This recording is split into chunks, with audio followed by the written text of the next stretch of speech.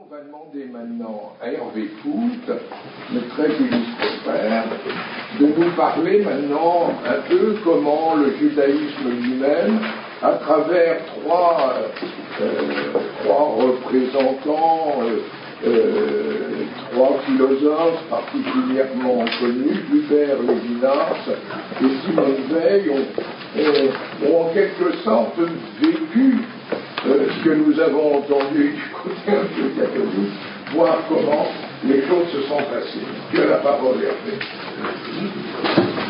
La puissance sur un groupement d'heures, votre frère et les frères. Alors, vous faites un livre qui s'intitule À travers le judaïsme, Buber, Lévinas, Simone Veil. Je vous présente les acteurs de cette pièce. Jean-Marc Guetti, l'auteur, ce n'est pas un universitaire.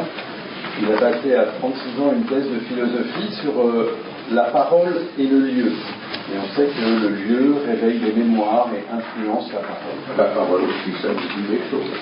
Et il enseigne la philosophie en tant qu'agrégé.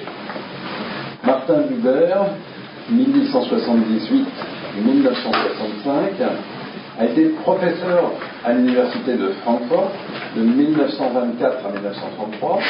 Il est animateur de la résistance spirituelle sous le nazisme et ensuite on le retrouve à partir de 1938 en sociologie générale à l'université hébraïque de Jérusalem. Emmanuel Lévinas, 1906-1995, passe sa petite enfance en Lituanie, est à l'école élémentaire en Ukraine, en Ukraine russe, étudie ensuite au lycée français, puis est étudiant en Allemagne. Simone Veil, qui est la plus tardive, en 1909, mais qui décède en 1943, est russe par sa mère. Mais c'est une parisienne, d'une famille aisée. Elle fera ses classes d'Hippocagne à Henri IV, où elle aura comme enseignante de philosophie Alain. Elle passe son agrégation de philo à 22 ans, en 1931. C'est une philosophe extrêmement contradictoire, complexe, provocante, et donc particulièrement intéressante. Alors on peut déjà s'interroger un peu sur ses choix, parce qu'on voit qu'il se limite strictement à des philosophes du XXe siècle. C'est une très courte période temporelle, et c'est une vision donc qui va être très parcellaire de cette traversée de la religion juive. Dans ce livre, on développe trois thèmes principaux qui vont être mes trois points de mon propos. La géographie et la politique. On va parler d'un ternaire lieu, territoire, État. Les relations interhumaines, et on a développé trois visions, l'intercompréhension, le visage, l'être en l'autre. Et puis trois judaïsmes, un judaïsme de la réalisation, un judaïsme de la diaspora et un judaïsme de la décréation. Alors abordons d'abord la géographie et la politique. On va chercher à traiter le lien entre pensée et action. Ce lien passe par la notion d'espace sacralisé que nous connaissons. C'est une sorte de lieu où l'on veut. Une étape qui va être nécessaire pour permettre d'attester de nos valeurs. Et nous savons, maçons, que cette transposition de la tradition dans une société mouvante est particulièrement difficile. On va aussi rencontrer la problématique du territoire. Et on sait en maçonnerie qu'au plan international, les difficultés de territoire, de terre vierge, avec des frontières dessinées et des drapeaux plantés, existent. Nous allons également essayer de tenter de comprendre l'importance de l'exil qui ouvre nos champs de pensée. Et on peut penser à ce moment-là aux palans de nos chameaux. Et on va chercher à ne pas confondre la Jérusalem céleste avec un territoire. Alors, la première partie de ce livre traite du sionisme. Le sionisme, très simplement, c'est un mouvement nationaliste destiné à créer un État juif. Et l'un de ses pères, c'est Theodor Herzl, qui a cette vision de création de cet État sans envisager un territoire précis. Il dit, ce ne sont pas les étendues territoriales qui constituent l'État, ce sont les hommes, réunis par une souveraineté. Mais il sait aussi qu'il y a de vieilles habitudes, des souvenirs qui nous attachent au lieu, car nous sommes des hommes. Et donc nous avons des berceaux et nous avons des tombes. Alors il prend comme exemple la papauté pour essayer de montrer qu'une souveraineté sans réelle base matérielle est possible. Martin Buber va être un avocat inlassable de l'entente entre juifs et arabes. Il va développer tout au long de sa vie une fidélité aux valeurs qui est impressionnante. Il est, paraît du moins, insensible aux difficultés du réel et sa foi dans l'homme est inaltérable. Il est le représentant d'un sionisme spirituel, avec le besoin d'avoir du temps pour penser à l'articulation entre l'essence du judaïsme et l'existence de l'État juif. C'est une notion de temps en politique qui est importante et complexe, car en politique, le temps est compté. En visée, Martin Buber aura toujours la notion d'une société promise. Et il va vivre cette tension que nous connaissons bien entre l'urgence de l'action et la lenteur de la pensée. Ses amis même parleront d'un message impossible à réaliser, mais ça ne détourne pas de ses valeurs. Je vous propose un micro-détour en dehors de ce XXe siècle pour parler juste une seconde d'une vision de Philon d'Alexandrie. Là, on est au siècle à la naissance du Christ. Philon d'Alexandrie définit le terme hébreu comme celui de voyageur, quelqu'un qui traverse. Initialement, la planète, puis du sensible vers l'intelligible. Et René Bloch, au Collège de France, a bien montré que ça nous permettait de comprendre qu'on pouvait aller du sensible vers l'intelligible, c'est-à-dire d'un niveau de compréhension plus élevé. Mais voyager, et Philon d'Alexandrie le souligne déjà, implique un retour, avec une nostalgie de l'éloignement. Et cela va ramener plutôt au premier plan cette problématique du lieu. Alors, entrons dans la discussion État, politique, territoire. Et prenons l'exemple de Emmanuel Levinas qui en 1953 va aller en Israël et va résister à la tentation du retour de s'installer en Israël. Il s'interroge sur la signification du rassemblement d'un peuple dont l'identité tient à l'exil. Il est sioniste convaincu, mais il sait que l'engagement dans la politique pose inéluctablement la question de la géographie. Et il va mettre en exergue l'importance de la diaspora, qui est nécessaire pour s'extraire de l'obsession du territoire, des mauvais tours de la politique, mais aussi de l'idolâtrie de l'État. Cette critique radicale de l'État, de la politique, du territoire, est en fait partagée par ces trois penseurs dont nous parlons là. Mais elle va se heurter à la réalité. Levinas va décrire cette critique comme étant une tentative d'enrayer cette pente négative vers le totalitarisme. Il va essayer de mettre en évidence un avenir au-delà de l'État. C'est un concept qui excède la politique. C'est Derrida, dans son adieu à Levinas, qui nous l'expliquera. Simone Veil, elle, valide pleinement le sens du sacré attaché à l'homme. Elle décrit ces lieux où les hommes peuvent se relier plus aisément au divin. Mais elle constate que la puissance publique désacralise ces lieux, tout en donnant au territoire une valeur suprême, qu'il va être défendu au prix du sang. En fait, elle expose que nous avons transformé une sacralisation par le saint en une sacralisation par le sang. Et elle va indiquer qu'il faudrait réussir à penser la relation entre l'histoire et les civilisations différemment. Et en fait, elle nous offre une issue de secours, celle de replacer l'homme dans l'espace politique.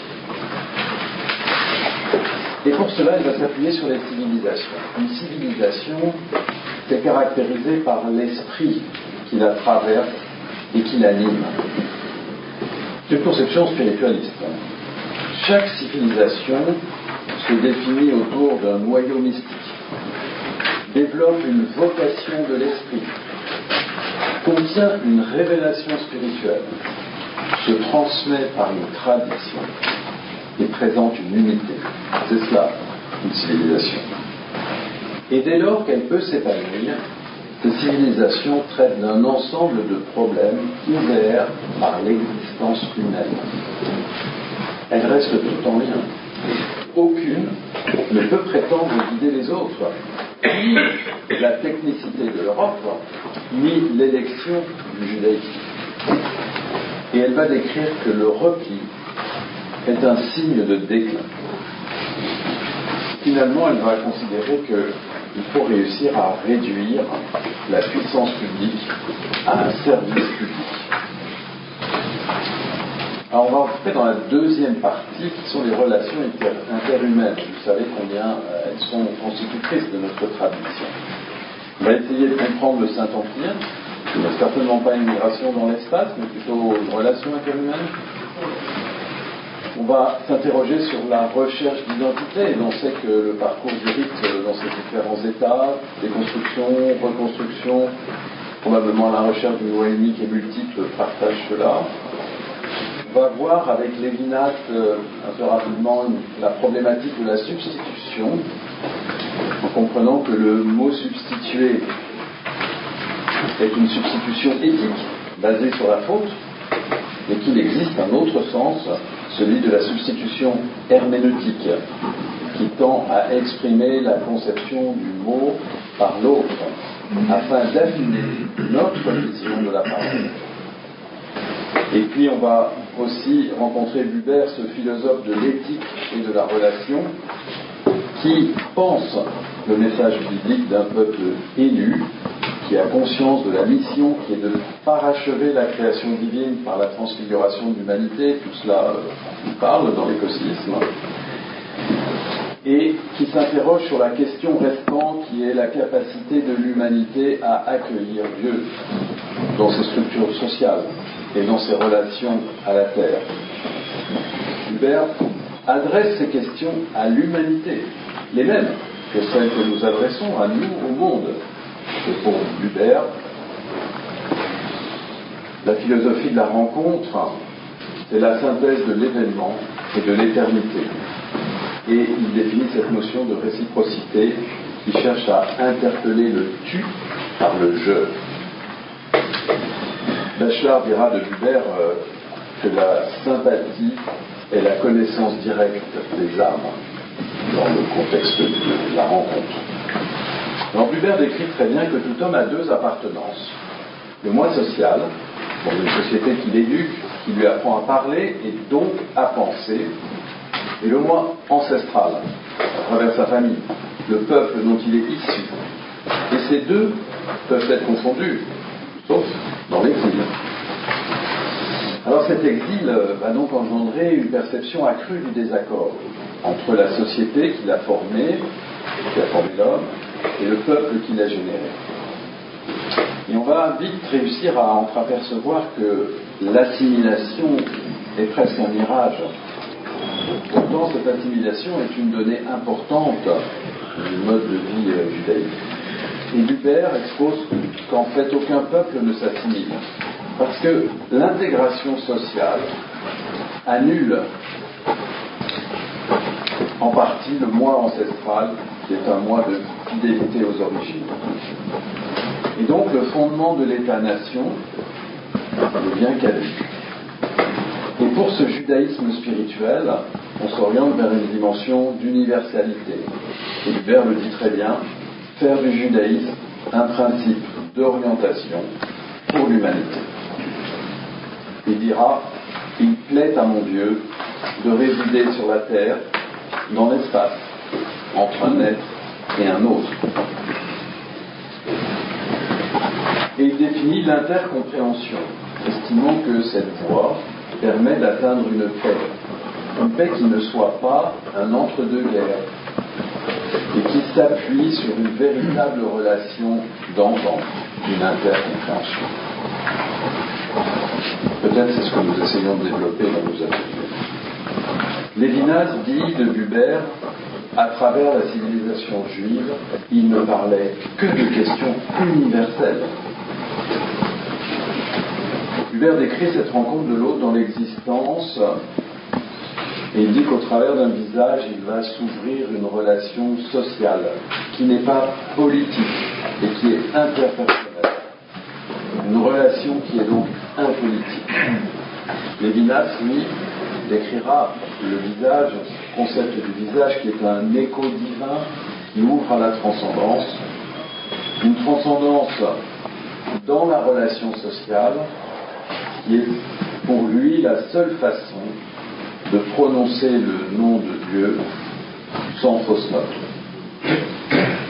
Il estime, cette vision est différente de l'interpellation de Buber. Pour Lévinas, la relation, c'est la responsabilité vis-à-vis d'autrui à jamais. Mais dans cet espace de relation interhumaine, un intrus apparaît, c'est l'État. Et cela ouvre une pente dangereuse. Et Lévinas dira très bien que la politique porte en elle une tyrannie. Il va dire, il faut que la société soit une communauté fraternelle, mes frères. Et il va tenter de lutter contre l'irréductibilité du personnel à l'universalité de l'État. Et on va donc décrire dans cette relation interidentitaire, en réalité, une substitution réciproque de l'un à l'autre. Lévinas se demande comment on peut critiquer l'État si nos valeurs sont la défense de soi, de son territoire, de ses intérêts. Et il définit ainsi cette nécessité de se construire en s'ouvrant à l'altérité. Il dit qu'il faut se vider de son être pour que surgisse la vraie paix de la relation interidentitaire. C'est une substitution herméneutique. On se substitue à l'autre pour exprimer la culture de l'autre. Cette relation interidentitaire, elle expose aussi notre vision du prochain, qu'il soit homme ou lieu, en définissant une proximité qui est transcendante. Et là, en fait, il parle de Jérusalem. Jérusalem qui est beaucoup plus proche du pèlerin que de l'habitant de Jérusalem. Jérusalem, dans sa vision, n'est pas un lieu, c'est plutôt un hors-lieu. Plus exactement, c'est un appel qui va être le principe actif de transformation de l'homme. En réalité, c'est un non-ici, une sorte de but qui recule dès que l'on s'arrête. Et la notion de mouvement y est tout à fait importante. Alors essayons de projeter cette inter-individualité sur la notion d'accueil, qui reprend la culture du judaïsme pour la faire sienne. C'est l'histoire du christianisme, qui se nourrit de la Torah, qui va être baptisée Ancien Testament. L'intercompréhension, c'est donc la substitution réciproque de l'un à l'autre. Lévinas dira l'homme absolument semblable à l'homme sous la diversité des traditions historiques que chacun continue. Et l'intercompréhension permet d'ouvrir l'internationalité, l'entrenationalité. Et ceci ouvre la voie à la paix. Et au-delà, au bonheur des hommes, si on veut faire un lien simple avec le risque. Pour Weil, c'est un peu différent. L'assimilation est d'être en l'autre. En cela, elle est proche de Lévinas. Et en fait, à bien y regarder, elle est encore plus proche de la pensée de Lévinas que lui-même. Lévinas, qui est en situation de tension extrême, voire de contradiction, entre sa pensée de l'altérité et sa fidélité communautaire sur le thème du sionisme.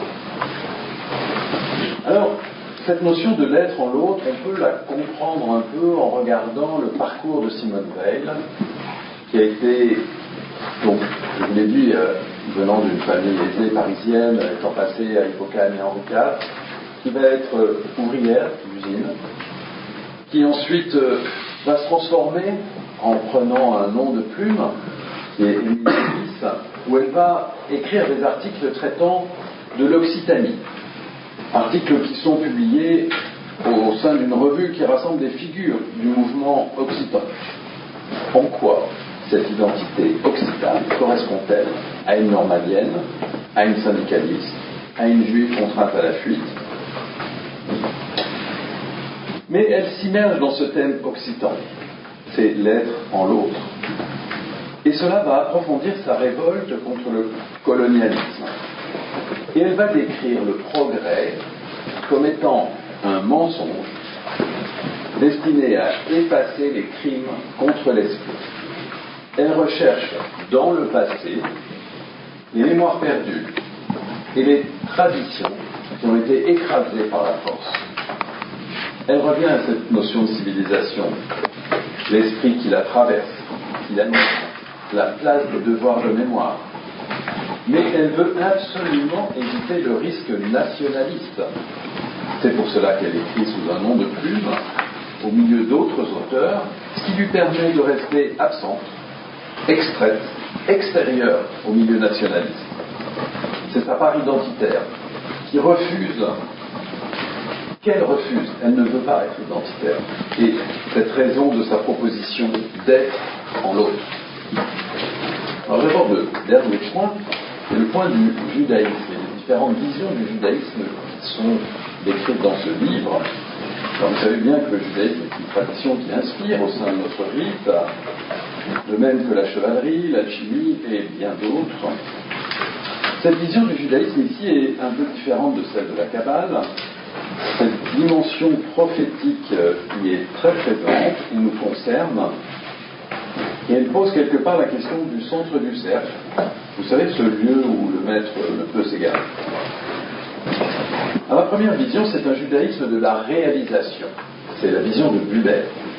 Buber est sur le plan de la spiritualité juive, à la différence des rabbins qui prônent l'observance, lui, il pense la réalisation. Et ça lui paraît impossible en diaspora. C'est cette vision du sionisme. Pour lui, le peuple hébreu est appelé à concrétiser dans la politique sa vocation spirituelle. Il sait que l'action politique est un danger. Et il veut que le peuple soit capable de savoir rester au service de la communauté, que l'État soit capable de faire cela.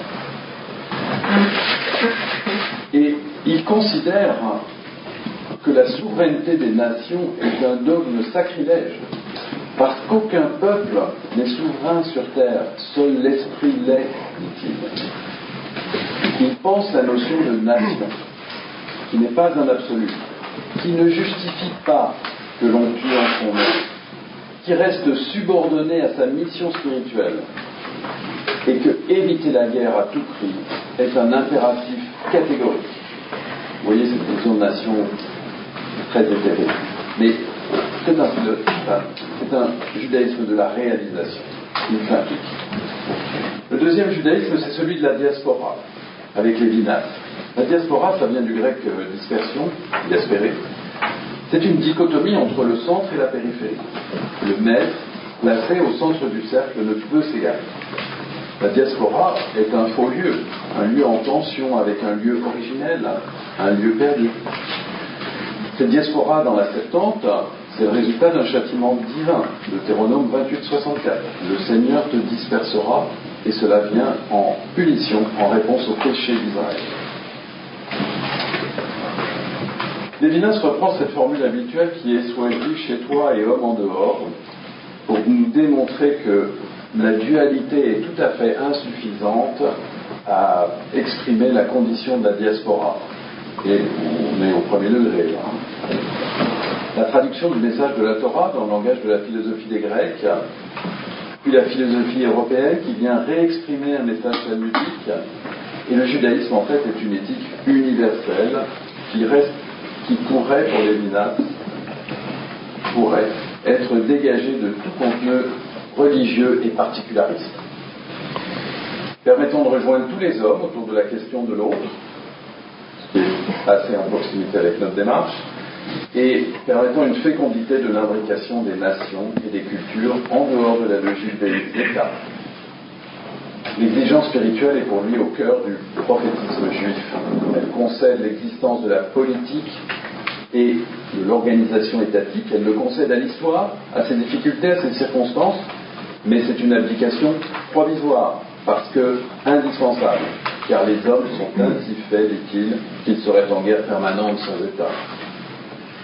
Et Lévinas s'interroge sur la question de savoir si l'appartenance donne un droit de valeur particulière à la parole. Il va parler d'enracinement. Et pour lui, l'enracinement est une notion païenne. Alors que pour Simone Weil, l'enracinement, c'est un enracinement dans la culture et dans l'esprit. Le troisième et dernier judaïsme, c'est celui du retrait du judaïsme par Simone Weil. Vous savez qu'on peut discuter de savoir si réellement Simone Weil peut entrer dans l'éthique judaïsme. C'est une élève de Alain, je vous l'ai dit, reçue très jeune en philo, qui a fait une vie ouvrière, puis qui a... Cette vie ouvrière l'a conduit à une rupture avec l'humanisme de la volonté, qui était le leitmotiv de Alain, son maître. Elle écrira la faute de Chartier, Alain, et d'avoir refusé la douleur. Elle renie un judaïsme qu'elle connaît mal. Elle reste attachée pourtant au judaïsme par sa famille et par son nom. Et elle va écrire des choses extrêmement violentes. Je vous cite un tout petit extrait. Est-on anathème quand on pense que la source d'où est issu pour Israël le commandement de détruire les villes, de massacrer les peuples et d'exterminer les prisonniers et les enfants n'était pas Dieu, et qu'avoir pris Dieu pour l'auteur d'un tel commandement était une erreur incomparablement plus grave que les formes même les plus basses de polythéisme et d'idolâtrie, et qu'en conséquence, jusqu'à l'époque de l'exil, Israël n'a eu presque aucune connaissance du vrai Dieu. Vous voyez que quand une attaque extrêmement frontale. C'est une mystique chrétienne. Elle a une expérience mystique qu'elle décrit très précisément, avec une véritable perception d'une présence plus personnelle, plus certaine, plus réelle que celle d'un être humain. Elle a une vraie expérience au sens vrai du mot. Pour Guitti, Simone Weil est un exemple de philosophe juive assimilée, comme les autres juifs assimilés. Elle ne s'est pas vue assignée par le regard social une identité juive dont elle ne voulait pas. Elle critique la vision d'un Dieu de violence, et Lévinas critiquera cette conception en disant que cette possibilité du pardon invite au mal infini. Critique tournée directement vers la chrétienté. La philosophie de Weil est une philosophie tragique. Elle se heurte à l'accueil du désespoir, un état d'être qu'on connaît un peu au XVIIe siècle. Mais le bien, qu'elle définit comme étant l'amour créateur de Dieu qui nous tient dans l'existence, est révélé par la pensée hellénique, et elle estime que le Christ en est le prophète. Elle va donc revoir le problème politique à une profondeur nouvelle. Et on a parlé de civilisation, j'abrège un peu. Elle va décrire cette action impolitique, et elle va décrire quelque chose qui est à penser. Elle dit que, en fait, l'action politique, c'est l'application d'un projet à la réalité pour la changer.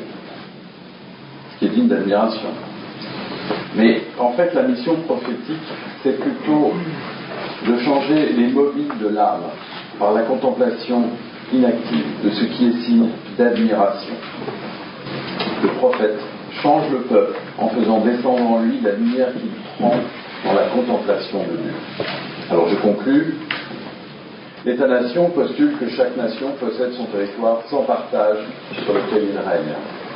Nous avons vu que la politique devient une fonctionnalité dangereuse, que les frontières dans les mers et sur les montagnes deviennent un peu compliquées, et qu'en fait l'humanité perd le sens poétique, mais que heureusement les poètes et les pèlerins attestent de la ferme substance d'une possible relation impolitique à la terre.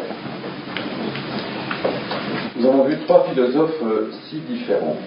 L'un croit en l'homme et s'implique dans l'action pour défendre sa tradition. L'autre reste à distance de l'action, mais revendique son appartenance au péril de la cohérence. Et la dernière, conduite par l'action, va vers le mysticisme au prix de sa vie. Elle en meurt. Trois brillants esprits qui nous offrent quantité de réflexions propres à ouvrir notre vision de Rick et justifie ainsi pleinement sa présentation aujourd'hui. Et je vous propose en toute fin un cadeau que je vous offre. C'est une citation de Simone Veil qui n'est pas dans le travail écrit. Elle dit « La tempête qui nous entoure a déraciné les valeurs, en a défait la hiérarchie et les met toutes en question pour les peser sur la balance toujours fausse de la force.